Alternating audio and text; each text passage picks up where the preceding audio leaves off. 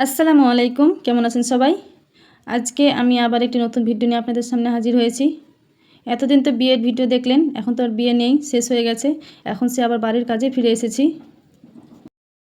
যেখানেই যাই না কেন বাড়ি তো আসতেই হবে, আর বাড়ি আসলে তো সে আবার প্রতিদিনের কাজ। এখন আমি পুরো ঘরটা ভালোভাবে গুছিয়ে নিয়েছি, আর এরপরে আমি আরও বাকি কাজগুলো করব। সব একে একে দেখতে থাকুন। ভিডিওটি শেষ পর্যন্ত দেখলে আপনাদের হয়তো ভালো লাগবে। এর আগের ভিডিওতে আপনারা দেখেছিলেন আমি কয়েকটি কথা বলেছিলাম একটু রেগে, আর রাগটা যখন বেশি হয়ে যায় তখনই কথাগুলো হয়তো বেরিয়ে যায়, আর কিছু না। এখন রাগ কমে গেছে, আর ওইসব রাগের মাথায় বলে দেওয়ার পরে একটু মনে হয় কেন বললাম, কিন্তু রাগ তো কন্ট্রোল করতে পারছি না, মুখ দিয়ে অনেক কিছু বেরিয়ে যাচ্ছে। কিন্তু এখন মনে মনে পস্তানো হচ্ছে যে কেন আমি বলেছি। এখন আমার রাগ কমে গেছে, আর হাজব্যান্ডের রাগ দ্বিগুণ বেড়ে গেছে।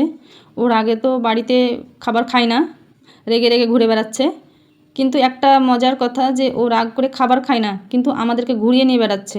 আমাকে আর ছেলেকে বাইরে ঘুরিয়ে নিয়ে আসছে, রেস্টুরেন্টে খাওয়াচ্ছে, সব কিছুই, কিন্তু আমার বাড়িতে খাবার খায় না। এটা বা কেমন ধরনের রাগ বলেন তো আপনারা? হাজব্যান্ড বলেছে যে বাড়িতে 1 মাস না খেলে আমার রাগ কমে যাবে, দেখা যাক।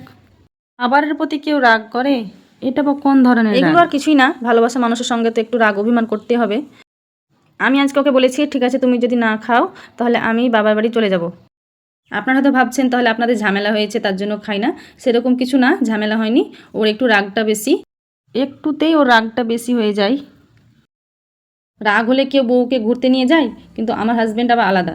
রাগ হয়ে আছে কিন্তু ঠিক আমাকে ঘুরতে নিয়ে গিয়েছিলো, আর একটি আমার প্রয়োজনীয় জিনিস কেনার ছিল, সেটাও দেখে এসেছি রাত্রে, আপনাদের দেখাবার পরের ভিডিওতে।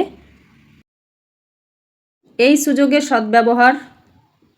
তাহলে এর আগের মাথায় আমার আরেকটি প্রয়োজনীয় জিনিস কেনার আছে, সেটি যদি আমি পেয়ে যাই এর আগের মাথায়, তাহলে আমি খুব খুশি হয়ে যাব।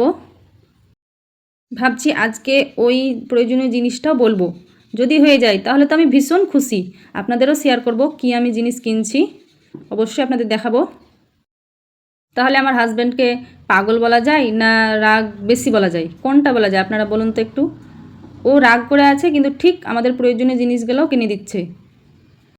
আমার হাজব্যান্ডের সব গুণ ভালো, কিন্তু একটু রাগটা বেশি, এই গুণটা খারাপ, বাকি সব গুণ ভালো।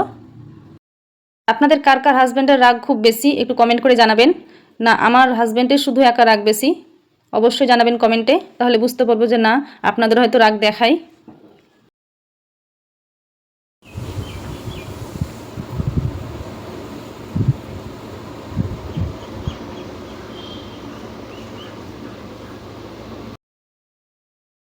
এই দেখুন একটা রাগের ছোট্ট প্রমাণ।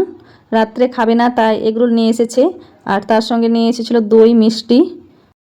আমি এখন ভাবছি 1 মাস রাগ না করে 2 মাস রাগটা করলে বেশি ভালো হয়, তাহলে রাত্রে আমাকে রান্না করতে হবে না, আমাদেরও খাওয়া হবে।